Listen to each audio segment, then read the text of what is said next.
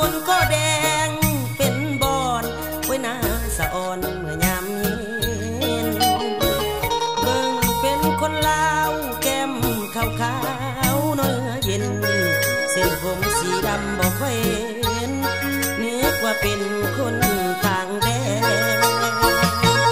ผมดำน้องย้อมสีทองแบบเมืองนอกเบิ่งแล้วว่างามอยู่ดอกแต่มันออกตำลาบ้านเฮายำน้องเว้าจาก็เป็นภาษา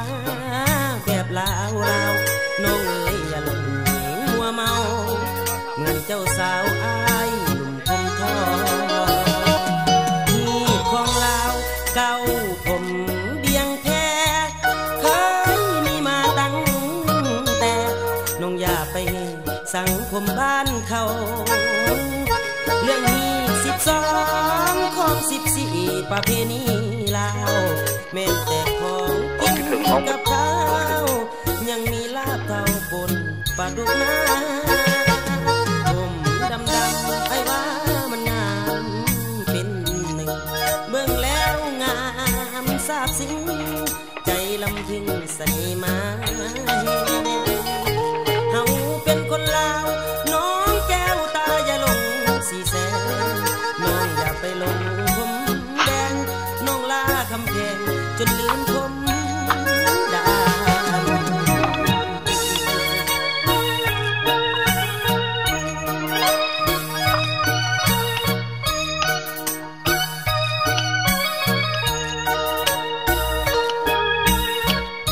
มีอย่างไรที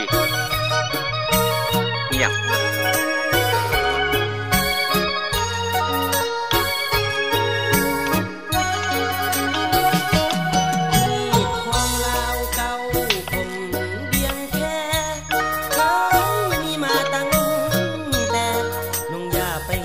สังคมบ้านเขา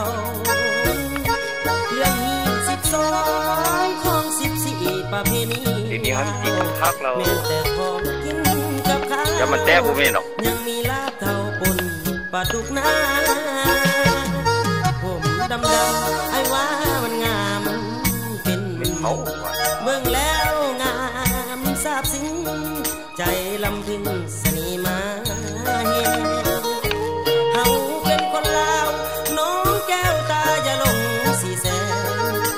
อย่าไปหลงผมแดงน้องลาคำแพงจนลืมผมตา